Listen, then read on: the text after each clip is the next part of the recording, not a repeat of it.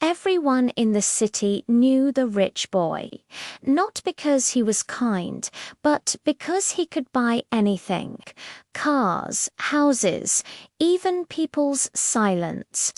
His mansion stood on a hill, a cold, imposing silhouette where no birds ever landed and the lights never fully went out. One night, as a violent storm raged, a sharp knock echoed through the vast halls. The rich boy scowled. No one ever dared to visit him at night. Standing at the gate was an old man, soaked to the bone, clutching a small, unassuming black box. "I sell things money can't buy," the old man said, his voice eerily calm against the howling wind. The rich boy let out a cold, arrogant laugh. "There is nothing I can't afford." The old man simply smiled, a knowing, chilling expression. Then, by this, he opened the box. Inside lay a single contract, the words inscribed in what looked like red ink. One wish, one price. The rich boy didn't bother to ask what the price was. He signed his name with a flourish. In an instant, the old man vanished back into the rain. The next morning, the rich boy awoke to a new reality. He was famous, richer than he had ever dreamed. Everyone seemed to love him. Every deal he touched turned to gold, but something felt terribly wrong. When he looked in the mirror, his reflection's smile seemed off. His own shadow lagged a split second behind his movements. At night, faint whispers slithered through the empty hallways. "You paid already." On the seventh night, the black box reappeared on his bed. This time, it was open. Inside, a single receipt lay waiting. The payment every night, one memory. The rich boy laughed, a nervous, hollow sound. Memories, that's it. But the next morning, he couldn't recall his mother's face. The night after that, his entire childhood vanished. Photos in his albums turned to blank white squares. The voices of his past became nothing but static. He tried to cancel the deal. The old man appeared again, but he looked different, no younger, stronger. "You can't refund a soul," the man said. "What soul?" The rich boy screamed in desperation. The old man pointed a finger toward the mirror. The reflection was still there, standing perfectly still, working.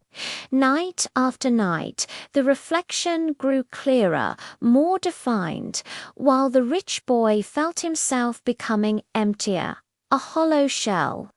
Until one night he woke up and couldn't even remember his own name. The reflection in the mirror slowly stepped forward. "I'm complete now," it whispered. And with that, the mirror shattered into 1,000 pieces. The rich boy was gone.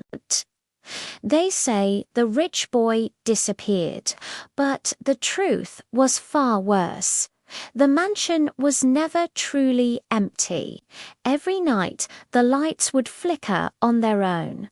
Footsteps would echo in vacant rooms, and every mirror in the house was draped in heavy black cloth, until one night one of the cloths fell away.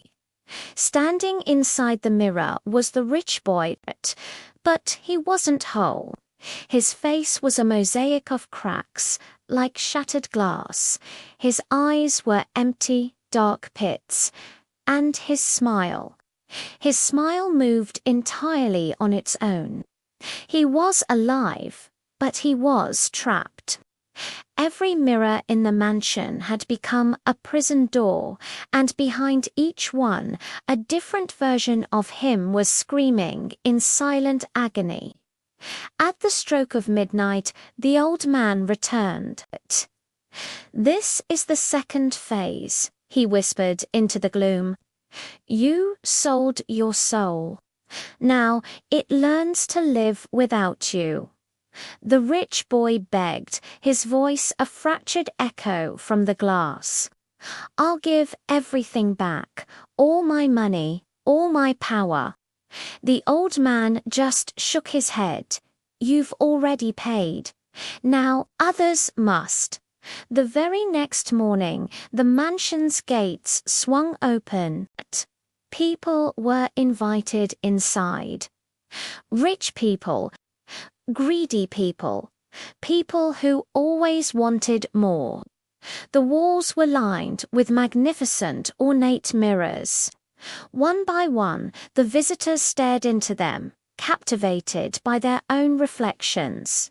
And then they smiled, because the reflection had smiled first. By morning, all the guests were gone, but their reflections remained, growing, learning, and they were hungry. Each new reflection carried a small piece of the rich boy's face, until one night all the mirrors in the mansion merged into one, and the rich boy stepped out, complete. But he was no longer human. His voice was a chorus of 100 voices speaking at once. "I am worth more than a soul now." The old man bowed low. The new being walked out of the mansion and into the city. Every screen he passed reflected his image. Every mirror became a doorway, and all across the world, people began to disappear. Not dying, they were being replaced. Tonight, before you go to sleep, check your reflection, and if it smiles before you do, you were already bought